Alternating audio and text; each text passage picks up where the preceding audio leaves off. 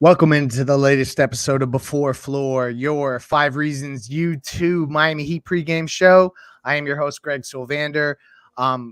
We got some stuff to get into, but first, let me get to our panel. With me, we have Brady Hawk live from FTX Arena, so he's going to give us some updates from there.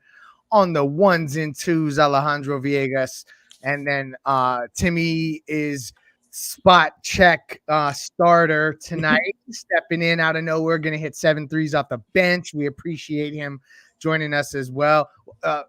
Please remind me your last name. I apologize. This is in transparency. Just always remember Batman, Spain. Bain. Yes. Bain. Yes. Timothy Bain. Yes. I like that's what's up. All right. I'll never forget it now from this day forward. Before we dive into this matchup, which I feel like is for the soul of the Miami Heat, let's tell you about a couple of our great sponsors. The first is Biscayne Bay Brewing Company. So this is your local brewery right there in South Florida. Make sure you check out their craft beers, such as the Tropical Bay IPA, the Marlins Lager. They're the official beer of the Miami Marlins. The official beer of 5 Reasons Sports Network. There's the Pastime Pilsner, Miami Pale Ale, a couple of the other favorites.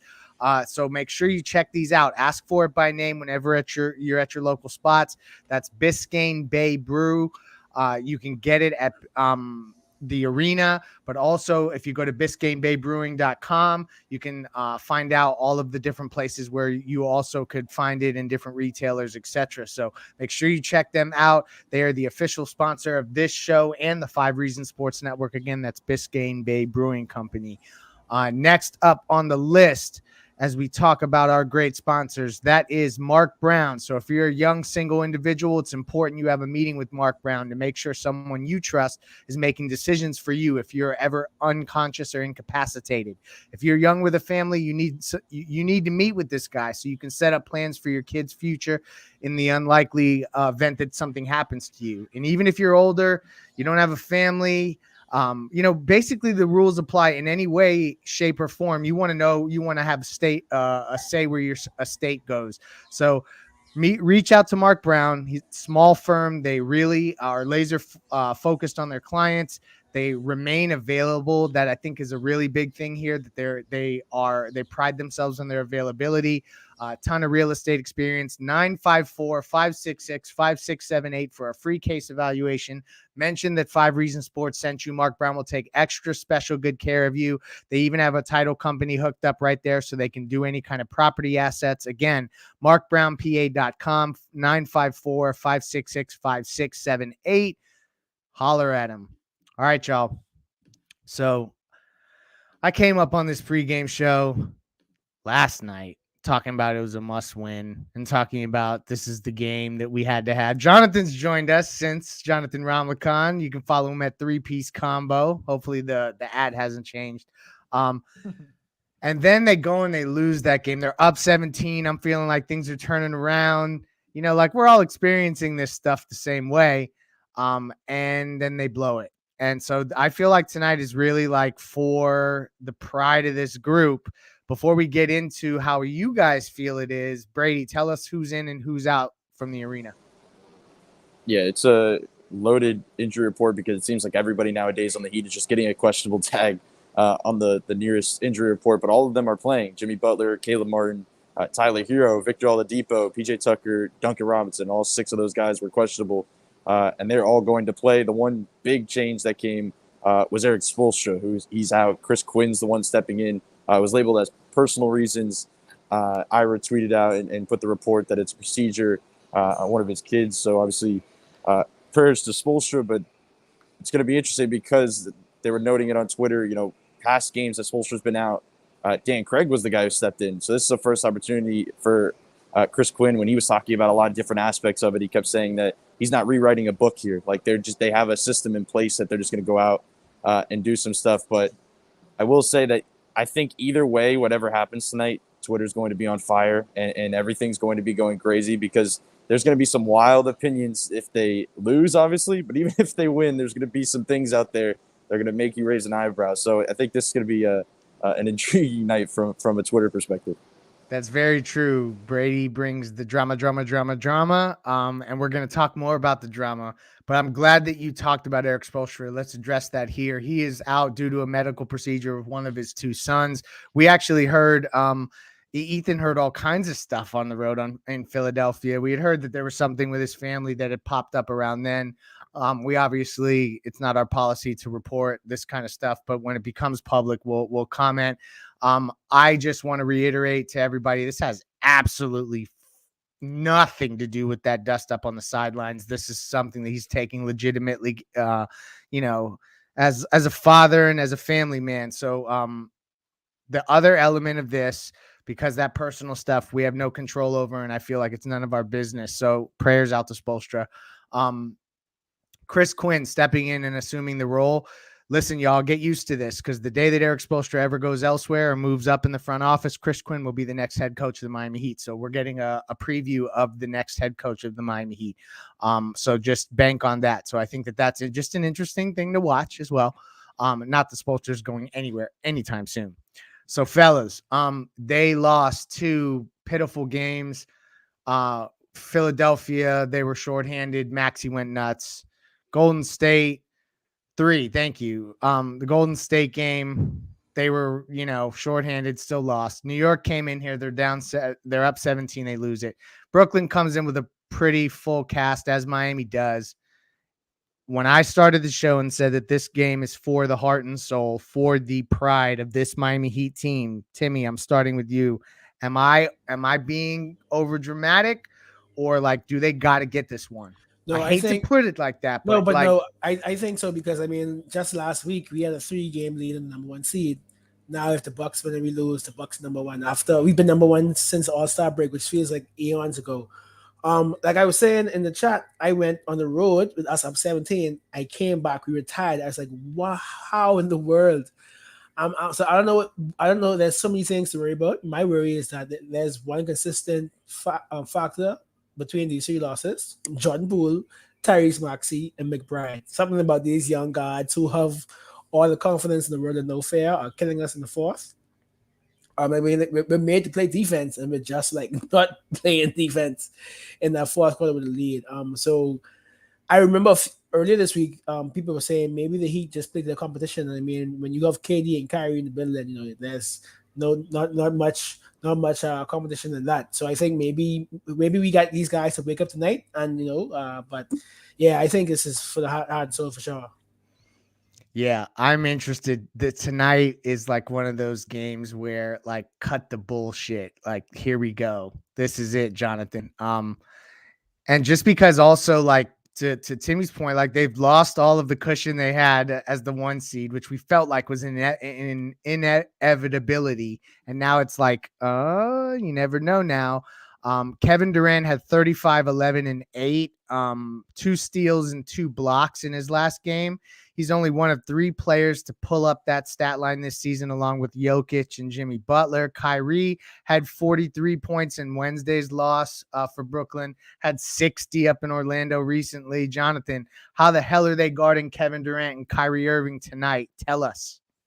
I mean, you have to just try to throw as many bodies as you can at them, and just stay in front of them and not allow them to don't help off them too much, because we see from this Heat team that we allow them to get beat one-on-one, and that's when the issues become a problem. Is because when guys have to start to help across and start doing that, which they're really good. The help defense of the team is great, but then it becomes a problem that you're passing it out. And I do want to thank Jeff305 for the $5 dono, saying, speak on the fact that Bam, Jimmy, and K-Lau don't actually fit together offensively. We've seen flow better with the Bam Hero 2-man game. I mean, it's very simple, right? You have a 3-level scorer and a guy who's elite to rolling at the rim. It's going to work perfectly. And that's how this team, maybe will work better moving forward, because you'll have those 2 guys working offensively. But as far as how we're going to guard them, you have Jimmy, you have Bam. I think we might start with PJ on Kevin Durant, just to kind of rough him up a little bit. But you have a couple of guys there that are supposed to help you. Don't think I heard that Gabe was going to play tonight. I think he would have been a big part of it. But we're going to get to see how the Oladipo reps are going to be in terms of that, and see what he's going to be able to bring come playoffs. Because to your point, we've lost 3 games in a row at this point. We've lost all that cushion. We've gone from being a number 1 seed to kind of being anywhere from 1 to 4. So we're going to just need to see what we have from all these guys going into this playoffs. Yeah. this is an interesting game because Durant and Irving had 78 points and still lost to Memphis. So it's like it's an interesting game because those guys can still go off and you can get a victory. So I mean, there's paths to doing this thing. Brady, from an X's and O's perspective, considering we're going to see most of the team, Tyler appears like he's going to play. What are you looking for tonight? I know that like the Heat have been kind of clumsy lately. So maybe even addressing that comment in terms of how these guys are going to fit going forward. I feel like if Duncan Robinson could just be an unconscious 3-point shooter, God, it would make things a lot easier along the ride here. But Brady, what are you looking for tonight, X's and O's wise?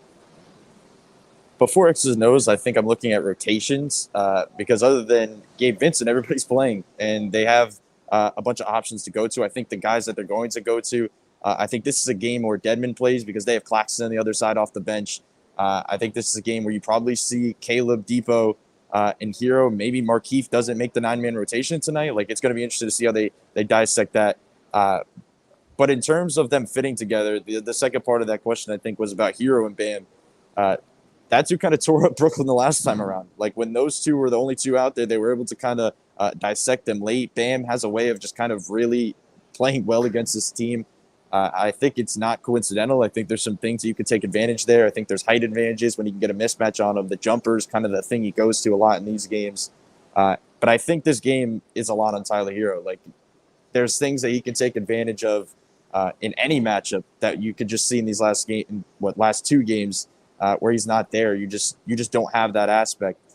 It's weird because even Cooper Moorhead and I were talking about it last game that there's a different, feeling even in the arena when Tyler's not playing. Like, it didn't feel like anybody in the arena was even caring, even when they were up 17. Like, when they announced Tyler Hero's name over the arena, people get excited. When he hits a 3 in the arena, people get excited. It sounds probably dumb, but it's an energy thing that this team has missed, I guess, without him. So I'm just interested in seeing. I think this is a Tyler game, in my opinion, but I think it just comes down to we talk a lot about the veteran guys and Jimmy giving you something or Kyle giving you something. I think everybody just wants to see kind of Tyler and Bam, the young guys, just take over in this one like they have because there are avenues for them to be explored. And PJ Tucker was another guy that could be hit on. I touched on yesterday on the pregame show that run some more stuff through him. They didn't really do that in that game, but I think it's another thing to look at.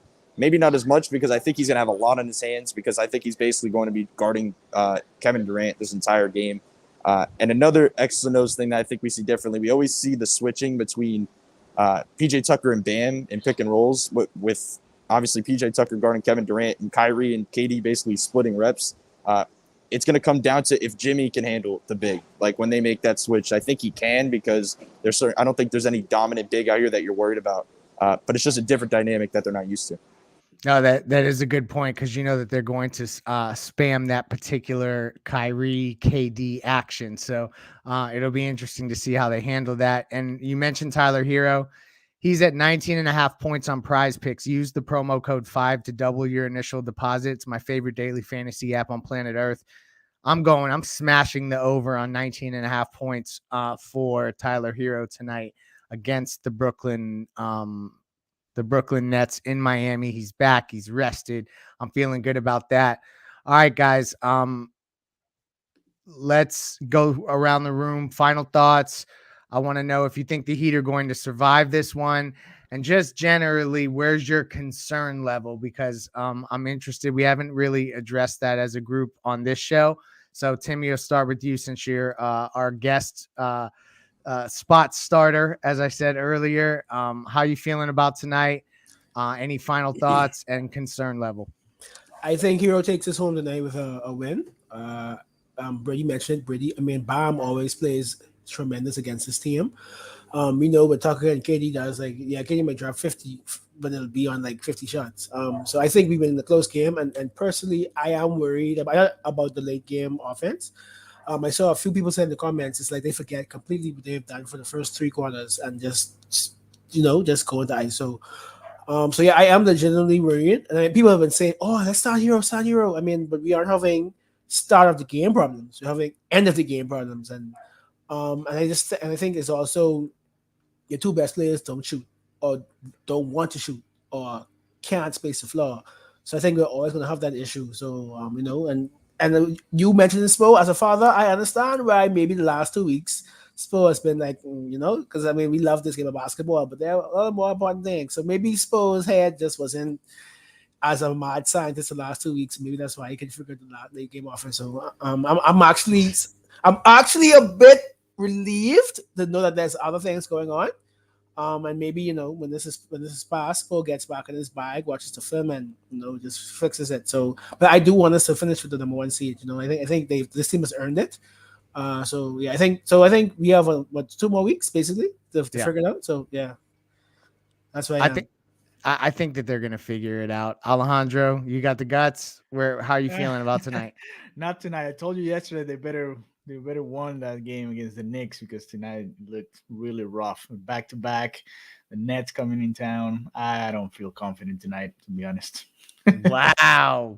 The Alejandro throwing a wet blanket on the show. That's okay though. You keeping it real. I will tell you that since we started the show, the line for the game went Brooklyn was a 3.5 point favorite. Now they're a 2.5 point favorite. So we'll see how it's shrinking there. Jonathan, what you got? As far as tonight's game go, I do think we have a chance to get it done just because we have a hero in that lineup. Closing the games has just been awful for us, like Timay said. So I think having that ability just to have that guy that can score at all 3 levels, get the bucket when times get tough, that's something that we need to see from this team. So I think that we're going to be able to get it done. I think Caleb Martin has a big impact on this game defensively. I feel like he's going to be able to pester Kyrie Irving a little bit. And even if he has to switch on to Kevin Durant, he has kind of that leaping ability to at least contest the shot in a decent manner. So I think he'll have a pretty good impact on the game. My concern level is probably like at a 6 or 7, just because I feel like right now what's got us to the dance is the depth of this team, and the depth isn't showing up right now. And then on top of that, the chemistry between Jimmy, Bam, and Kyle Lowry, like the guy in the comment said, isn't there all the way.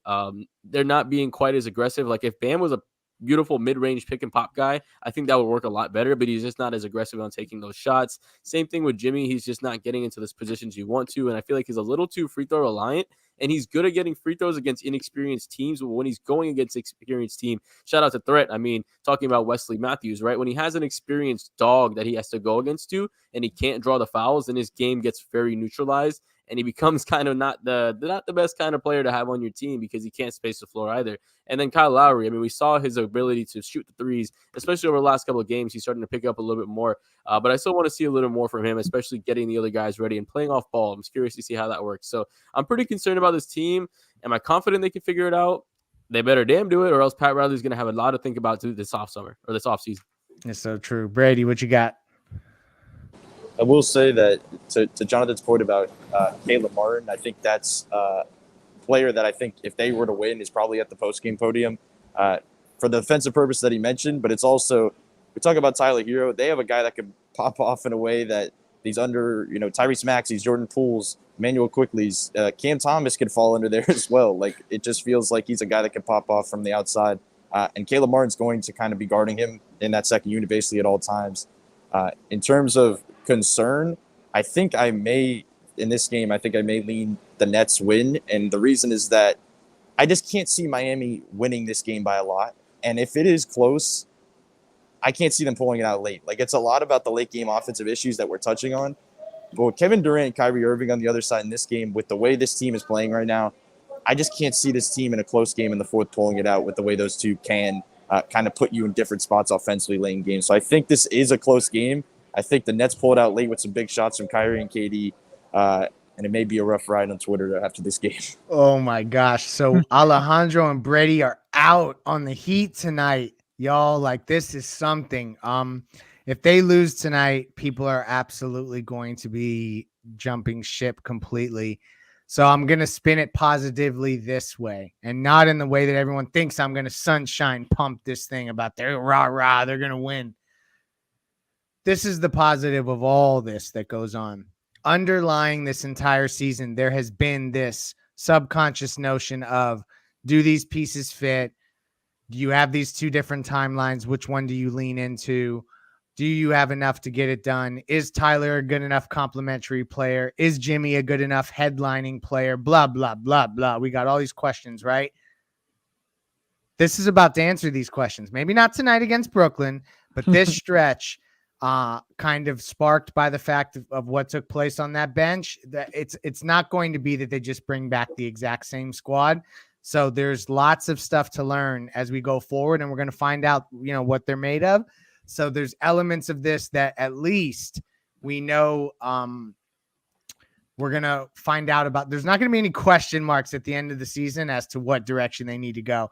So I think that they actually gut this one out. This is where they start to turn things around and get better for the playoffs.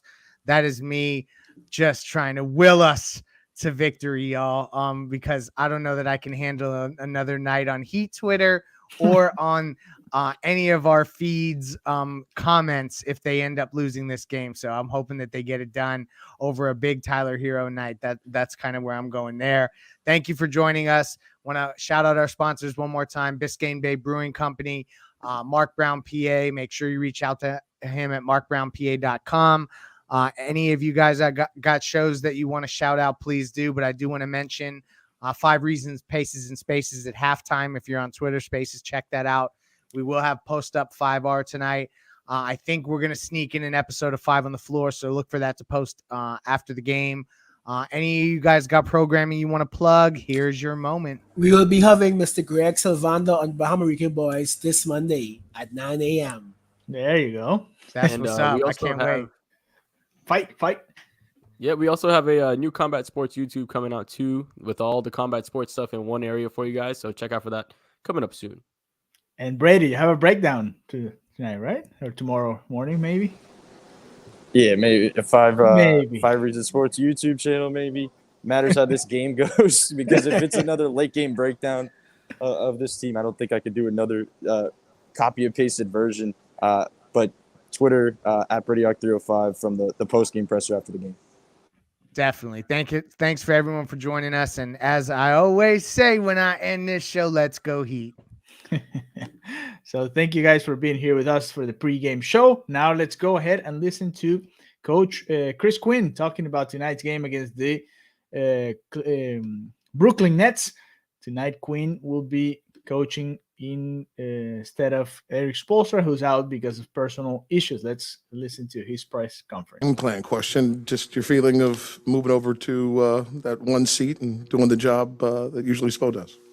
Yeah, obviously it's only been a couple hours since I found out, and certainly I'm not rewriting the book by any means.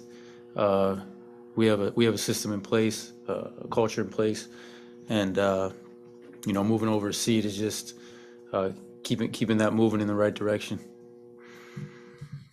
From just even looking back to the Nets' last game against Memphis, turning them over, getting second chance points off a bunch of offensive rebounds, is a way to kind of stave off what Katie and Kyrie can do to you because of the way that they can produce offensively. Defensively, what do you want to do to at least try to keep that contained as much as you can with that 1-2 punch? Yeah, obviously it's a great challenge. Having those 2 players and the shooting they have around them, you just have to present them with as many different coverages, keep them, things changing, so they don't see one thing too often. Obviously they're capable of big scoring nights individually, obviously what Kyrie's been doing lately.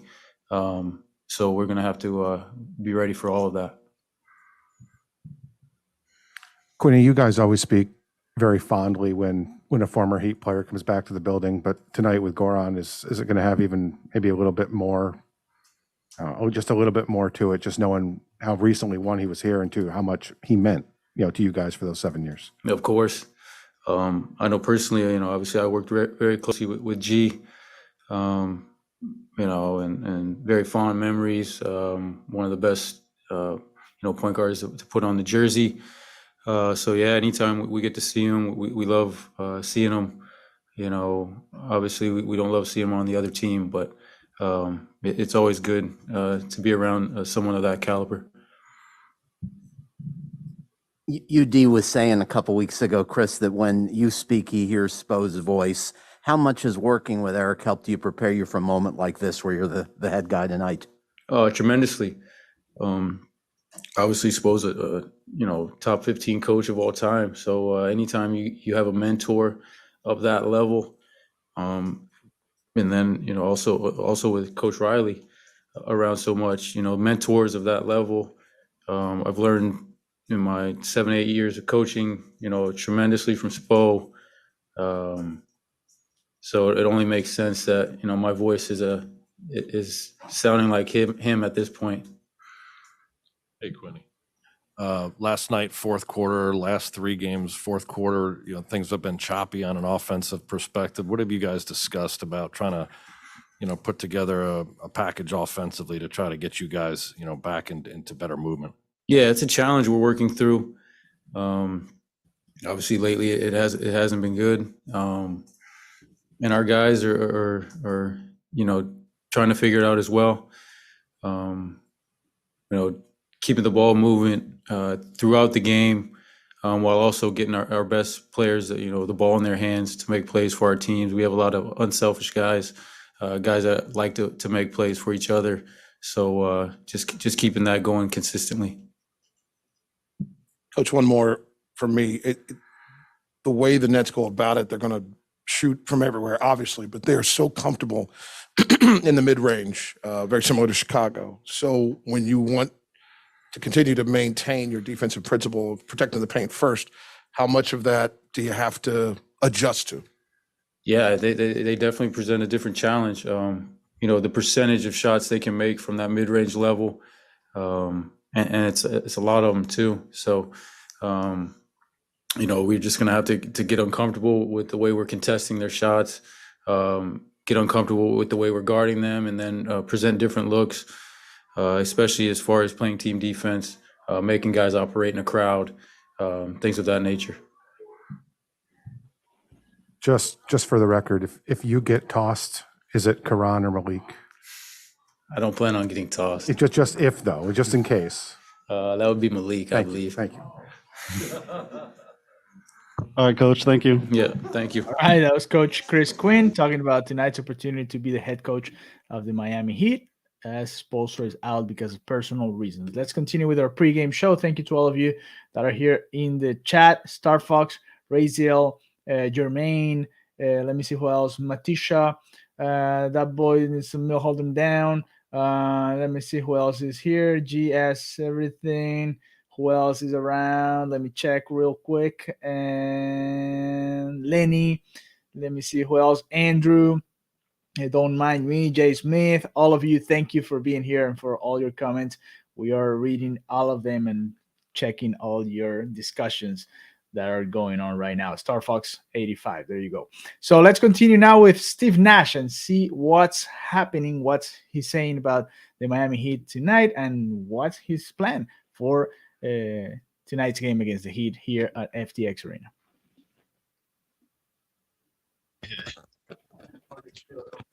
Thank you. You're not here. I know each of the previous three games were different. Personally, where do you feel that mine is hurting?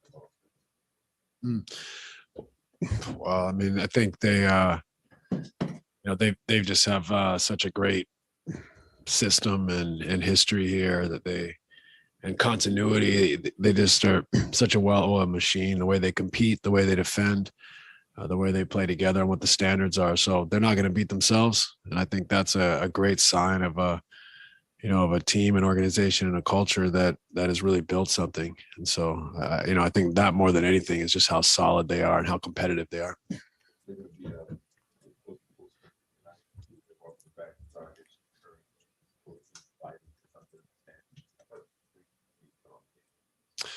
Well, for us, obviously, we'd like to win games here at the position we're in, but more importantly, it's growing. Cutting our teeth, so to speak. This is, I think, one of a handful of games that we've had with everyone except, Ben, Joe, and LaMarcus.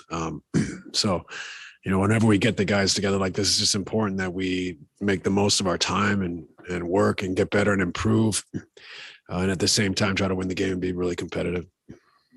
Yeah, I was going to say, obviously, there's a long way to go from now to the playoffs, and you want to win every game you can, but is there an inherent tangible disadvantage in being, say, 0-4 regular season and facing the playoffs? I think it depends on the situation. I don't know that you can take too much from it when we haven't been at full strength in any of those games. I'm not even sure the Heat have been at full strength. So when you don't see both full teams, it's really hard, assuming both are relatively healthy going into the playoffs. So it's really hard to draw too much from it.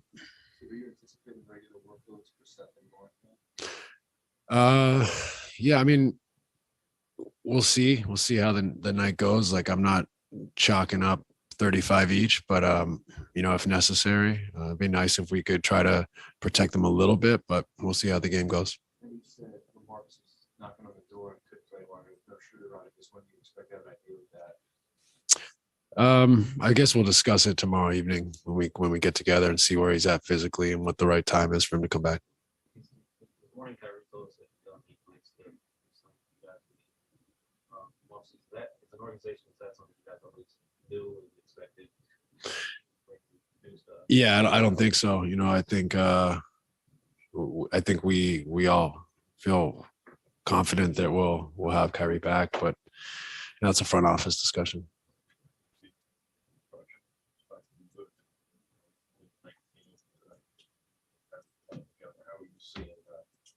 Mm-hmm. That process. Yeah. Pretty good. I think we obviously are a much better team, more potent team with them on the floor. I think that the chemistry part of it is as much about the entire group than it is about those two.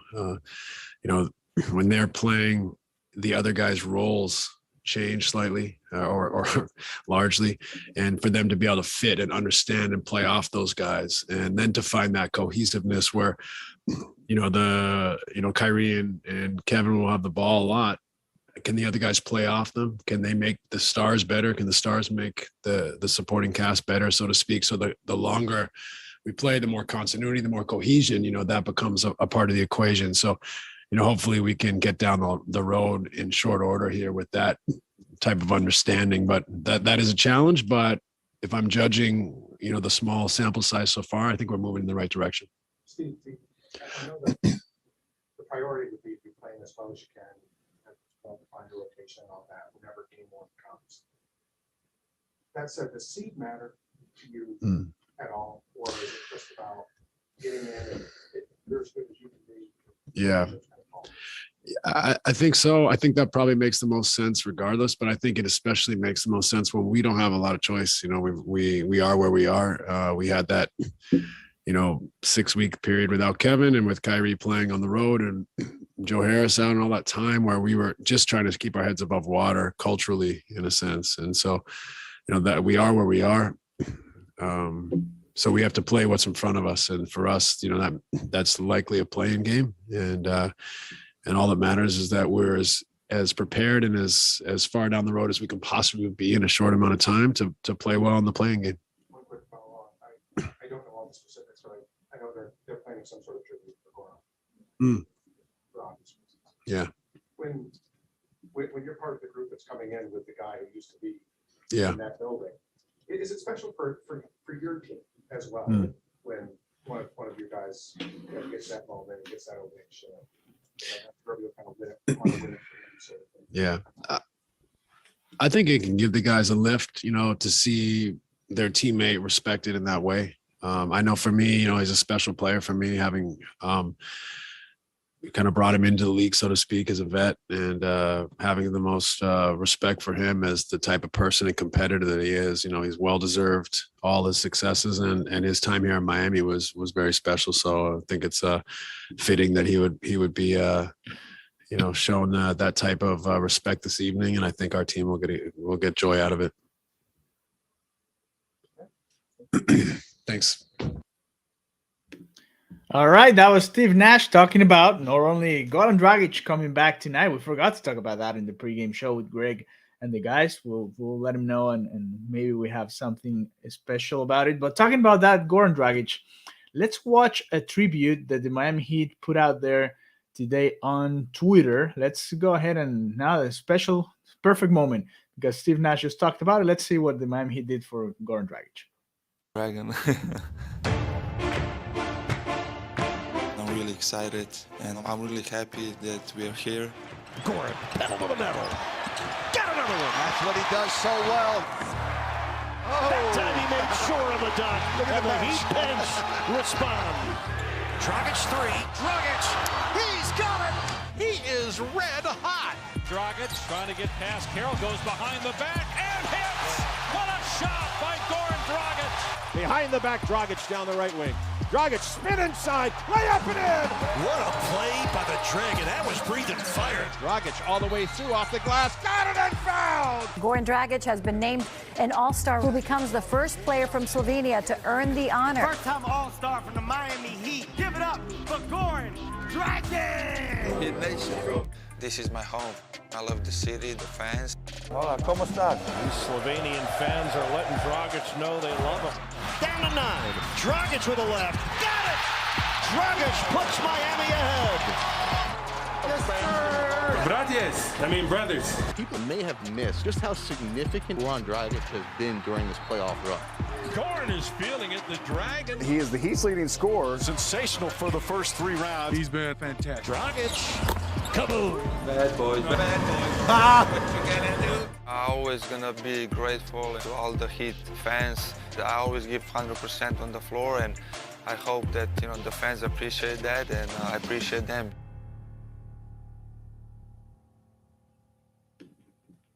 So that's a tribute to Goran Dragić. He's going to be coming back to FTX Arena tonight for the game. The Miami Heat facing the Brooklyn Nets here in about, 20 minutes. About 20 minutes that game should be starting. Today, we're not going to share a different episode of 5 on the Floor because the guys didn't record last night. They're going to record tonight after the game against the Brooklyn Nets. But we are going to share what Eric Spoelstra and a couple of players said yesterday after that tough loss against the New York Knicks. After being up by 17 points in the last quarter, the Knicks came back and won 111 to 103. Last night, the Miami Heat trying to stop a 3-game. What's the state of the team right now after the Sixers shorthanded, the Warriors shorthanded, and then up 17 in the fourth quarter tonight? This our first 3-game losing streak? No, I'm asking. We shouldn't have this point in the season, but I feel like every team goes through a losing streak.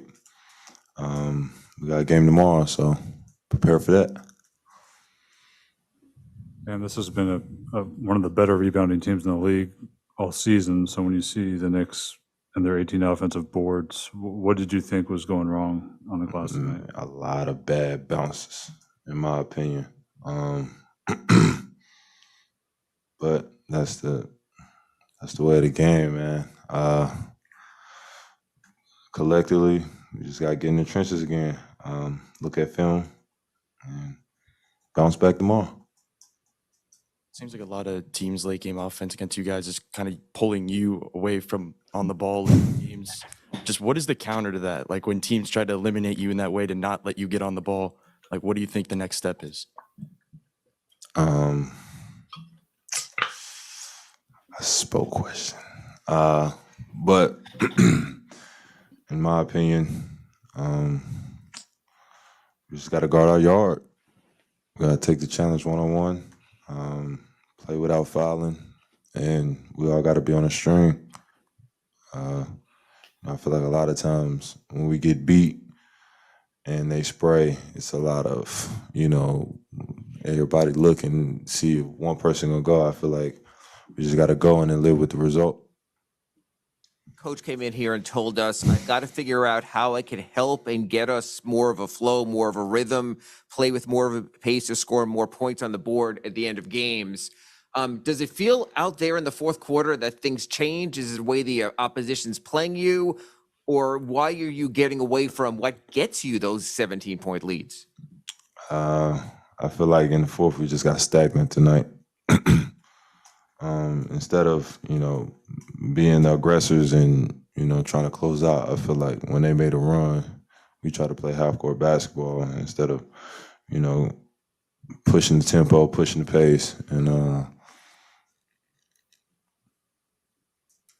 yeah. A couple weeks ago, Spo mentioned that you guys were becoming reliant because of how good Tyler had been offensively over the past few weeks. On a night like tonight, when he's not there, do you miss? I mean, obviously you miss his offensive punch, but are you looking for ways to get around it when he's not there? I mean, that's what we have to do when Tyler's out. Obviously we miss Tyler. He's a big part of our offense. But at the end of the day, we got to find a way to collect those 20 points a game, and find a way to get through it without him. All right, Bam. Thank you. Black Lives Matter, people. All right, that was Bam Adebayo. Again, this was last night after they lost to the New York Knicks. And let's continue listening to the players. I think, let me see if we have Jimmy Butler here, and then we'll close up with Eric Spoelstra. Let me find, I think this one is Jimmy Butler. So let's listen. Very unique games like this. It's not very concerning, just because we know we got to play better. We got to find a way to score some points and then get some stops on the defensive end. We're capable of it. We've done it early on in the year, so just got to get back to that. Especially at the end, though. I mean, the offense, this has not been just one game here. It's been sort of a theme through the season. And even coach said he has to go back and look at things. What is changing so dramatically in the fourth quarter that you're good enough to get up by 17 and then can't get the points anymore? I don't know. That's for everybody to watch film and figure it out. But we do have to be better. I don't think offense is that much of a problem. I think we got to figure out a way to get stops going down the stretch. And whenever we get stops, we get to play in the open floor. Kyle, Bam, and everybody else find a way to put the ball in the basket. Jimmy, to that note, to that point, even with some late game offensive struggles this year, you guys have generally gotten around that with elite late game defense. So over these past 3 games, have you noticed any particular area of slippage in the fourth quarters defensively? Every part of it. I mean, you talk about when we do get a stop, they get the offensive rebound. If we don't get a stop, they make a 3. We foul, they get a layup. It's not good on any front, and it's not like we're taking anything away from anybody. They're too comfortable. But like I said, it's easily fixable, and we have to go out and do that. There ain't nothing that Spo can draw up to help anybody with that. That's on us as players. All right, Jimmy, thank you. Peace. All right, Jimmy Butler with the short one yesterday after that tough loss, the 3rd one in a row for the Miami Heat, who are only half a game up over the Milwaukee Bucks and the Philadelphia 76ers. The Bucks can beat the Memphis Grizzlies tonight, and the Miami Heat loses to the Brooklyn Nets. They will be first in the conference, the Eastern Conference, the first time since the All-Star game. The Miami Heat has been dominating the Eastern Conference for a while now, and let's see if they can hold on to it. Let's finish this pregame show with Eric Spoelstra. Again, this is yesterday after the game against the Knicks. He's not going to be coaching the Heat tonight. He's out for personal reasons. Coach Chris Quinn is going to be coaching the Miami Heat tonight. So let's go and listen to what Eric Spoelstra said about last night's game. No, not again. This is totally different. Like each game is different. This was a game that, really was decided by the second chance opportunities that they had, just kept them alive. We were playing well enough. Had a double-digit lead for the majority, of the game, but those second chance opportunities were just keeping them, close enough. And then, they started to get to the free throw line, and then they made some threes. Now they shot a ton of them, but really I think it was in that order: second chance opportunities, free throws, and then the threes. Offensively, we just have to be better. I've got to figure out, how I can help and get us, in more of a flow, more of a rhythm, play with a little bit more pace to be able to put some more points on the board. This is 5 out of 7 games where we just haven't scored the way we're capable of. We will figure that out and get better at that. Seems like a lot of teams late in games just try and pull Bam, farther away from the ball as possible. Is there a way to get around that in any type of way that these teams keep schematically trying to maybe take Bam away from making a play defensively? Well, I mean, that's what, it's not like you're going to be targeting him, of course. You're going to try to keep him away and, quickly made some big plays. I think the most damaging ones were when he was able to draw fouls. And he hit a couple really tough shots too. He had 2 runners that were really, really tough. The one to his left, and then just the other floater right at the end of the clock. But I think more than anything, if we're able to handle ourselves on the glass, even as uneven as we were offensively going down the stretch, I think we still, win this game. That just kept them within striking distance. They were able to gain some confidence from that. Every time we had an opportunity, to take it from 10 to 12 to 14, it seemed like they were getting an offensive rebound and kick out for a 3 or worse, a 3-point play where they were able to stop the clock and get a free throw. This has been a good rebounding team for most of the year. So when you see the 18 offensive rebounds, is it just a lack of attention to detail and energy on the boards, or is it? Yeah, I got to look at the ones in the second half. In the first half, there were a lot of glitches. We had some blockouts, and then we probably had 5 or 6 where it was a tip out through our hands, or we didn't dive, or we didn't make the extra effort, as the perimeter guys, to be able to circle back and dig out one of those rebounds. But, in the trenches, you give up 28, almost 30 points in the second chance. That's not a good thing. All right, Coach. Thank you. Thank you.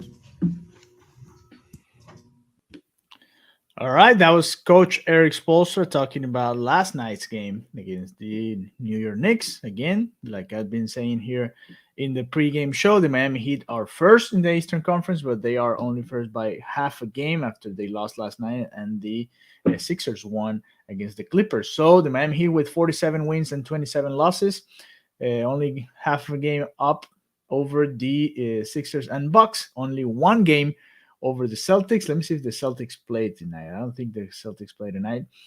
They should be playing tomorrow night. The Bucks are playing the Grizzlies at 8 as well. The same time we're playing the Brooklyn Nets. And the Celtics play the Timberwolves tomorrow at 6. The Sixers are going to be playing the Phoenix Suns at 6 p.m. tomorrow as well. So very good game to be watching.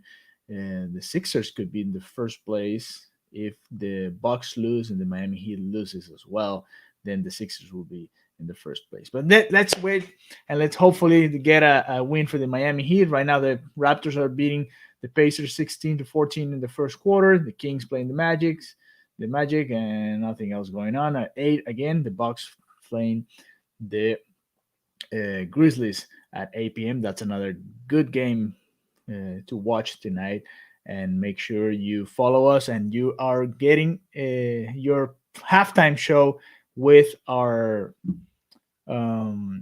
crew on Twitter. So go ahead and go watch the Pace and Spaces show on Twitter as soon as the second quarter is over. And as soon as the game is over, come back here to the YouTube channel. We're going to have the post-up show as usual here with your regular crew talking about the game against the Brooklyn Nets. So have a good night. Enjoy the game.